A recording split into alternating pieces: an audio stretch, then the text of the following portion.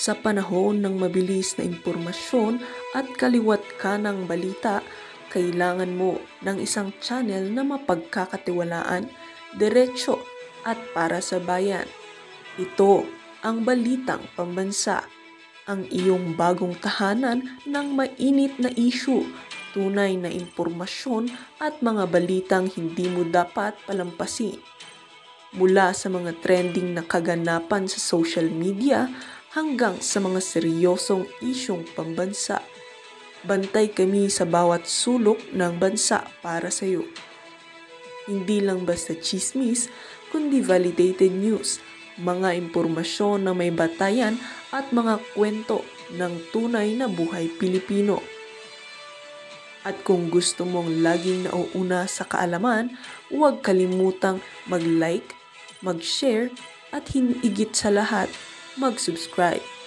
Dahil sa Balitang Pambansa, balita mo, boses mo, bayan natin ito.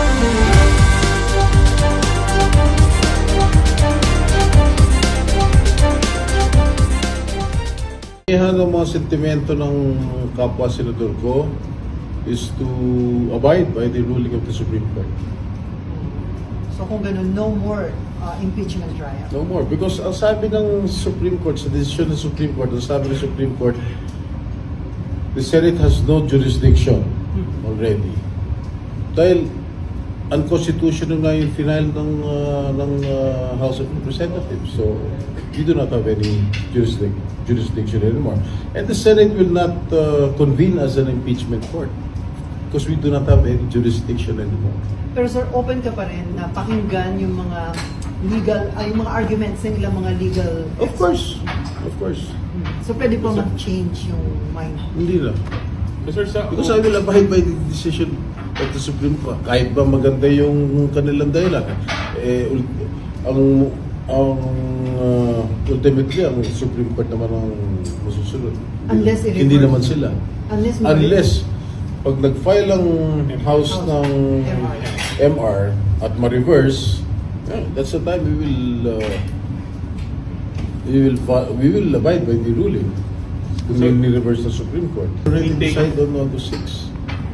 Magbobotohan na. Yes. Whether to abide or not to abide. Sir, magbubota kayo as a Pagbobotohan minister. dun, sir, kung o-obey pero hindi i-dismiss. Parang ano rin. If you abide by the ruling of the Supreme Court, technically, it's not about the dismissal of the case. Pero di-decision. Well, I'm not a lawyer, pero yun ang interpretation ko. Pero magdi-decision kayo as a legislative body, hindi as an impeachment. Yes, no, not as an impeachment court. Then we will never convene again as an impeachment court dahil wala na nga kami jurisdiction. Sayang yung room. Souvenir.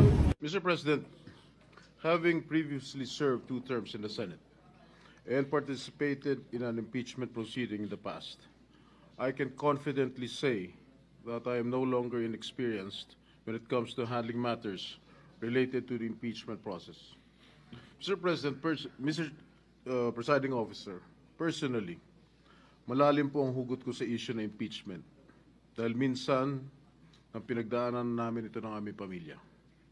Nang ma-impeach ang aking ama, si dating Pangulong Joseph Estrada, noong panahon ng panunungkulan niya, hindi siya nabigyan ng patas na paglilitis dahil naudlot ito bunsod ng pag-walk out ng mga miyembro ng prosecution panel sa kalagitnaan ng isinasagawang pagdinig noon ng Senado.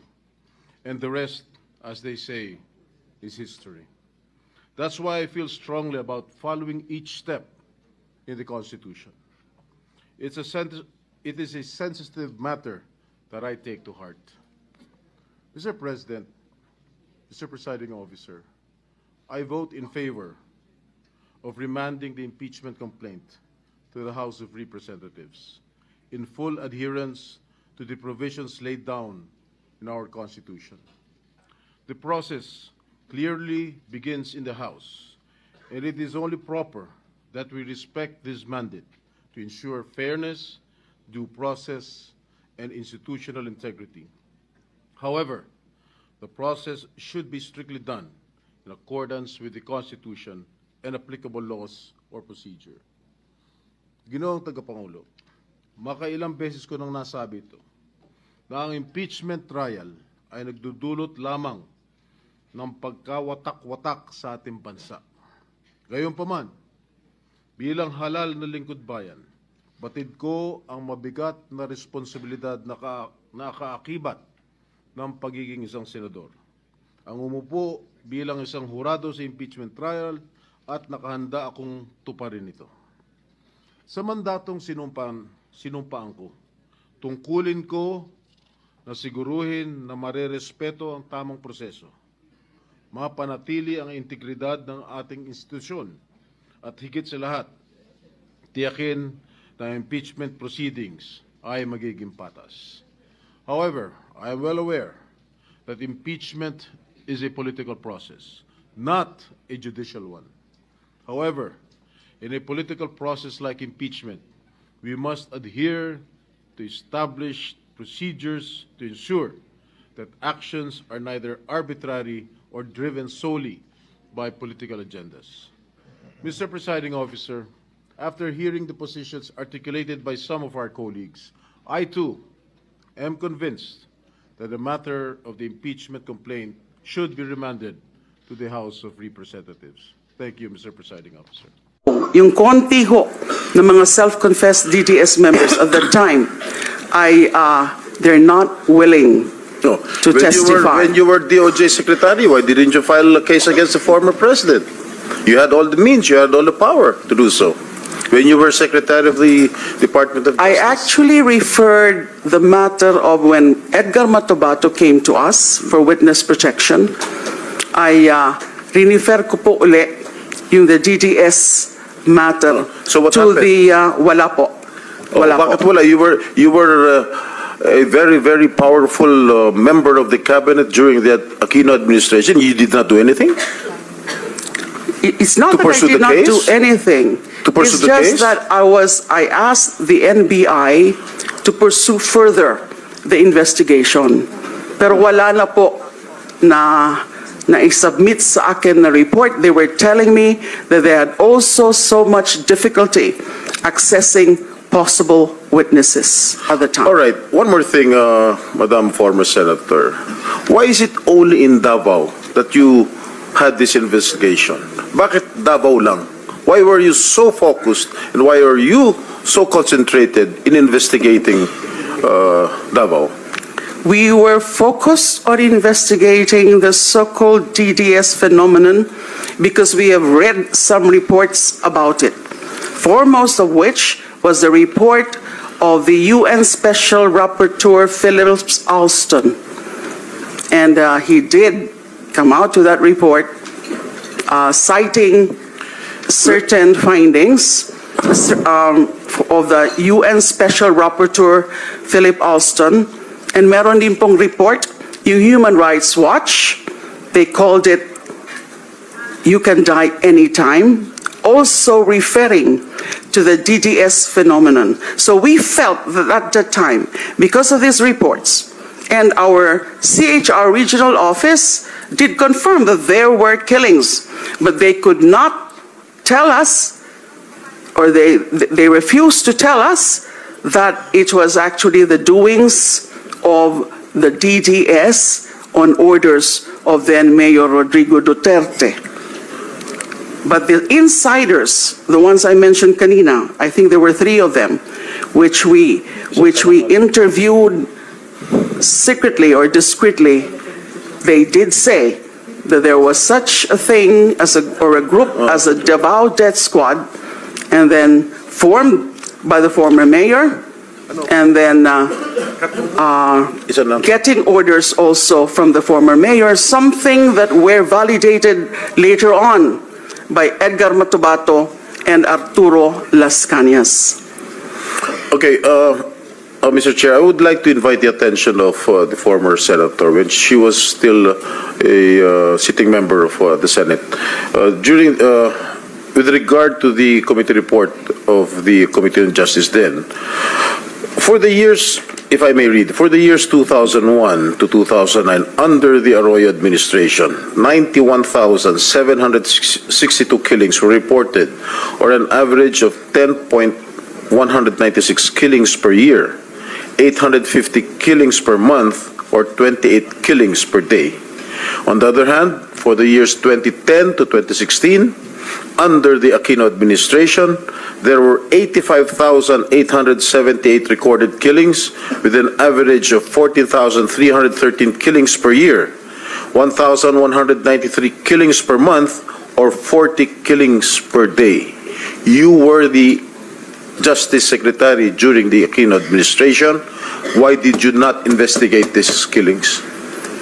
All right. May I start by saying that on the matter of EJ case in general, especially with respect to the killings of activists, I did recommend, and it was adopted, there was this Administrative Order number 35, creating an interagency committee to look into the various drug killings, to the various activist killings, targeting members of progressive groups, leftist organizations, and that was somewhat rampant during the time of former President Arroyo.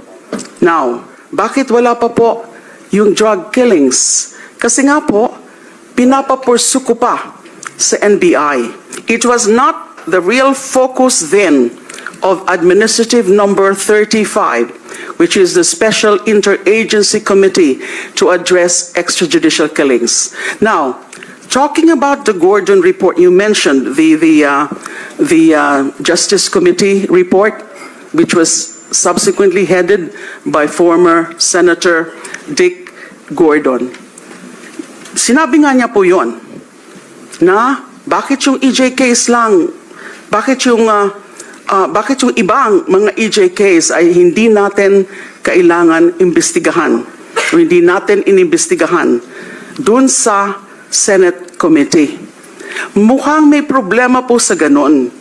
Kasi ang nakita ng committee, ng majority committee in coming up with that committee report is that, well, hindi actually nila nakita na may special complexion at the time, at the start of the drug war killings beginning 2016 under the Duterte administration. I'm not talking about the drug war killings kasi wala namang ganong war on drugs specifically in Davao City, although among those, or many of those victimized, were also alleged drug offenders aside from petty criminals and other kinds of criminals. So, nakita dawat yun, and that was the very point of my resolution that I filed calling for an inquiry, na medyo ibang fenomeno nito ngayon sa war on drugs, na ito sa ngalan ng war on drugs ay may mga pinapatay in numbers, substantial numbers, in the name of war on drugs. Kaya dapat, hindi yun naging issue talaga.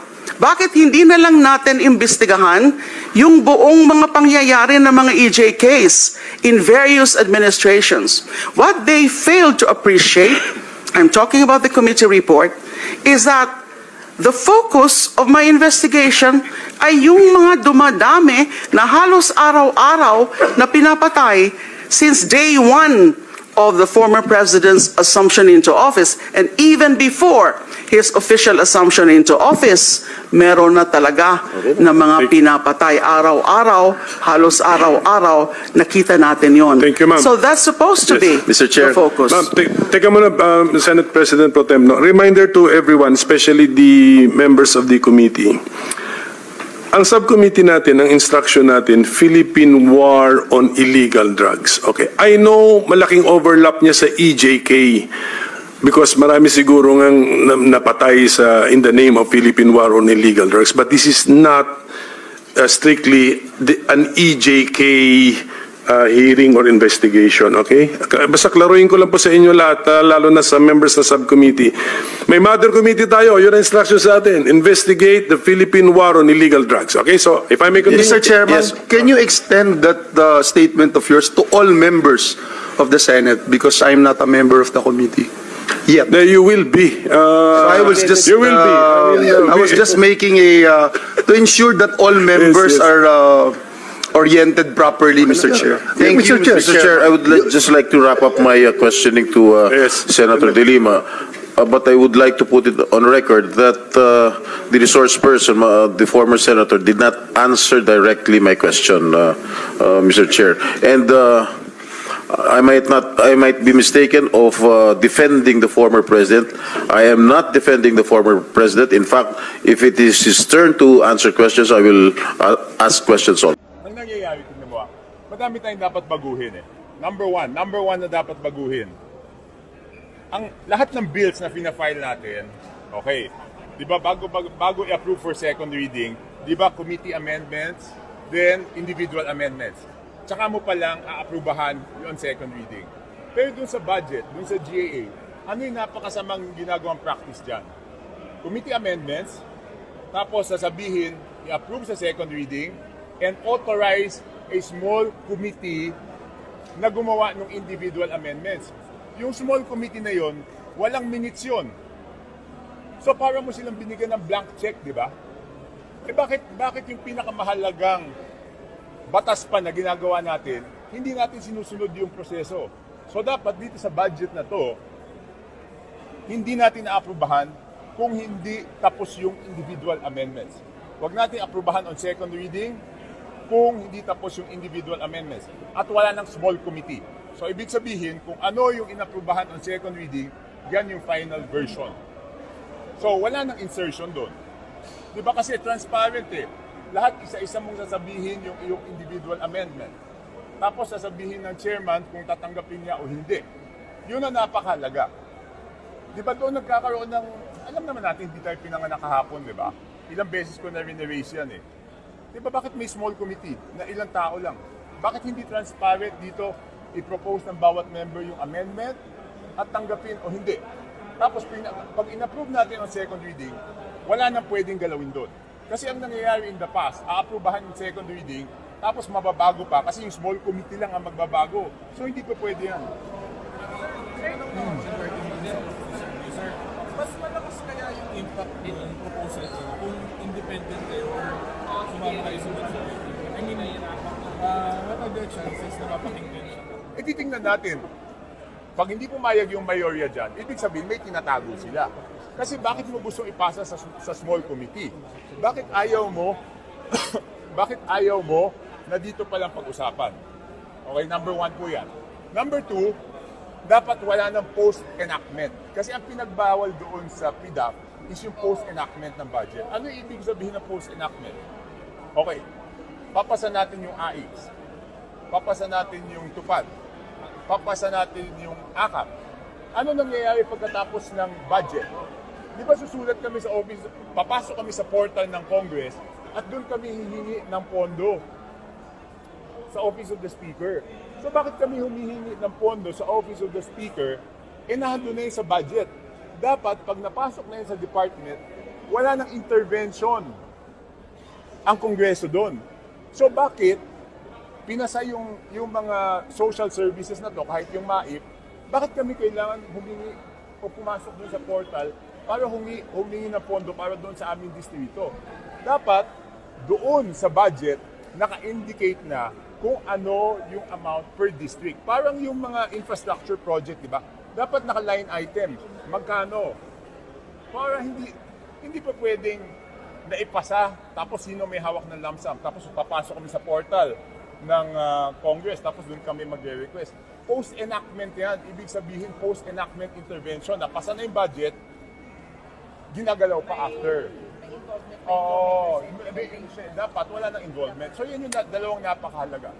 Sir, given your vigilance sa budget, may preferred kang approach-chair? Hindi. Mag-elect na sila ng approach-chair mo kasi. Hindi, meron kang sana ikaw. Hindi. Kahit sino. Basta yun lang. Sinabi ko na. So yun, talagang hindi na talaga tayo dapat pumayag dun sa small committee. Hindi na pwedeng, kung ano in-approve on second reading, yun na yun. Kung anong plano mo dyan, i-plenary mo ba or ipapasok mo siyang provision? Paano yung Hindi. Kaya nga, para... siguro na lahat naman sila manonood ng news, di ba? Di, malalaman na nila na yun yung ano. Kasi pag hindi ka pumayag, of course, formally i-propose ka yan. Pero pag hindi ka pumayag, ano tinatago nyo? Bakit nyo gusto ilagay sa small committee? Sinasabi ko ulit, lahat ng batas na pinapasa dito, bago mag-approval on second reading, committee amendments, individual amendments, tapos second reading. Ibig sabihin, pagkatapos ng second reading, wala nang babaguhin. Pero pag budget, committee amendments, approve mo muna on second reading, tapos bigyan mo ng authority yung small committee na baguhin pa ulit. So, sikreto yun, di ba? Hindi transparent. So, isa-isa kami magbigay ng individual amendments namin. Why did you not vie for the speakership? It's not up to me, di ba? It's not up to me. It's what my colleagues want. Kung ano yung gusto nila. Pero di ba nung nakaraan sinabi niyo na mayroong mga... Hindi, sabi ko, syempre, yun na nga yung sinasabi ko, bakit sila natatakot? Because of the post-enactment. Di ba, hawak ng Office of the Speaker yung MAIP, hawak yung AIX, hawak yung tupad. O kung di ka bumoto, pwede hindi i-release kasi nga nagre-request kami doon eh. So hindi pa pwede yan kasi yan na nga yung dineclare na unconstitutional. Ang sabi ng Korte Suprema, pag naipasa yung budget, wala nang intervention yung Congress. So ibig sabihin, pag naipasa na yan, hindi na dapat ka humihingi doon. Kung hindi, doon ka sa department, hihingi. Bakit kami dito humihingi ng pondo? Di ba dapat sa department kami hihingi? Kasi doon nakalodge yung ano. Oo. Sir, naniniwala kayo maraming racket sa flood control projects. Ano masasabi? Hindi lang sa flood control projects, sa mga projects. Pero syempre, yun yung nakita ni Presidente, di ba? Nung nag-iikot siya. Tsaka kami, nabotas kami, di ba? Syempre talagang I feel passionately about the flood control projects, di ba? Sir, ano ko lang, 7-7 scheme, totoo ba yun? Pinabanggit ko naman. Totoo. Di ba? Pag sumama ka sa Bagong Pilipinas Servicio Fair, totoo yun. Ano nasabi? Alam ko eh. Nabigyan ako nung pumunta ako eh. O ngayon, kung sinong congressman ang makikipagtalo na hindi totoo, pakitaan tayo ng cellphone. Sabi ni Kong Joey dati hindi. O sige, sabi mo, pumunta siya dito, pakitaan kami ng cellphone. May message yan na matatanggap mo eh.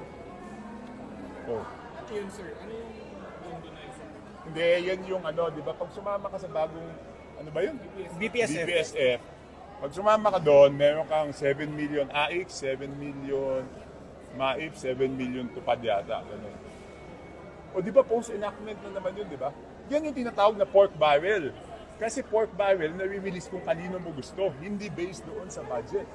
O sinong congressman makikipagtalo sa akin na hindi totoo yan, pakitaan kami ng cellphone. Papakita ko, may message yan, naman i-release sa'yo. So open din kayo, sir, doon sa hashtag OpenByCam? Open ako sa Open Bycam. Pero sabi ko nga, hindi lang naman doon nagsisingit sa Open Bycam. Ang mas importante is doon sa small committee. Small committee, ilang tao lang yun. Tsaka, di ba dapat, dito may minutes.